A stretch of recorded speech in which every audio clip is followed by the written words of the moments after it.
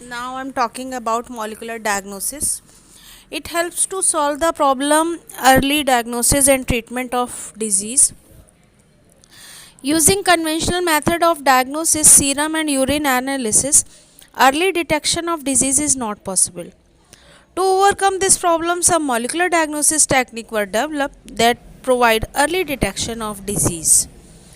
तो molecular diagnosis के through हम किसी भी डिजीज़ का अर्ली डिटेक्शन कर सकते हैं, पहले से बता सकते हैं, जो कि अगर हम कोई कन्वेंशनल मेथड यूज़ करते हैं डायग्नोसिस के लिए, सीरम का या यूरिन के थ्रू एनालिसिस करते हैं यूरिन टेस्ट से, तो किसी बीमारी के बिल्कुल स्टार्टिंग में पता लगाना बहुत ही मुश्किल है. For example, PCR polymerase chain reaction helps in early detection of disease or pathogen by the amplification of their nucleic acid. Low concentration of pathogen, that is bacteria or virus etc. in the blood does not allow its detection by conventional methods. PCR can amplify nucleic acid of pathogen, that is bacteria, virus, even when their concentration is very low.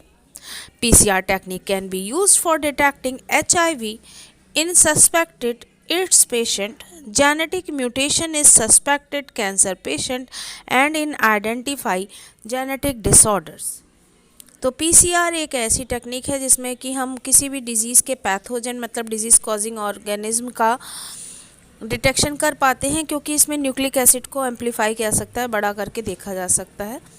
अगर बहुत ही कम amount में pathogen की concentration है किसी virus या bacteria की blood में, तो उसका डिटेक्शन नॉर्मल कन्वेंशनल मेथड से पॉसिबल नहीं है, इससे हम कर सकते हैं. Second one is recombinant DNA technology.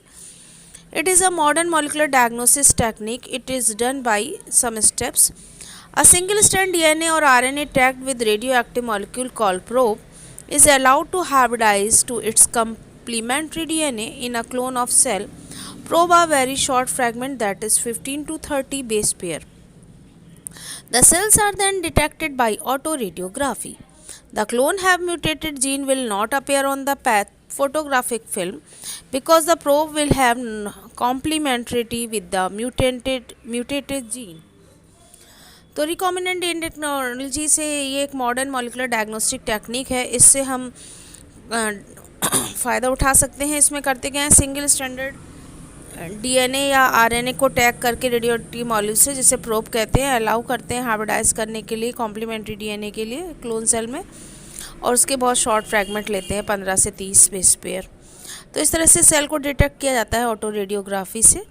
Clone जिसमें म्यूटेटेड जीन नहीं नज़र आते फोटोग्राफिक फिल्म में, क्योंकि अगर प्रोब जो है कॉम्प्लीमेंट्री नहीं बनाता है म्यूटेटेड जीन के साथ. Now I am talking about ELISA test, enzyme linked immunosorbent assay.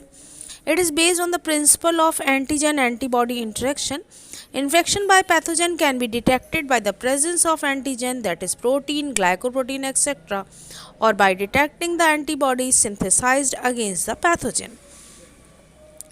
तो ELISA टेस्ट जो है वो इस प्रिंसिपल पे बेस होता है कि एंटीबॉडी और एंटीजन आपस में इंटरेक्शन करते हैं. अगर किसी को एड्स होगा तो उसके ज़रूर उसके खिलाफ उसकी बॉडी ने एंटीबॉडी बनाई होगी, तो उसी एंटीबॉडी से एंटीजन का रिएक्शन करा के इसमें पता लगाया जा सकता है. इन्फेक्शन पैथोजन का हम डिटेक्ट कर सकते हैं प्रेजेंस ऑफ एंटीजन को देख के. प्रोटीन या ग्लाइकोप्रोटीन हो सकती हैं, या फिर डिटेक्ट करके antibody synthesise against the pathogen, जिससे कलर आ जाता है, कलर से देख के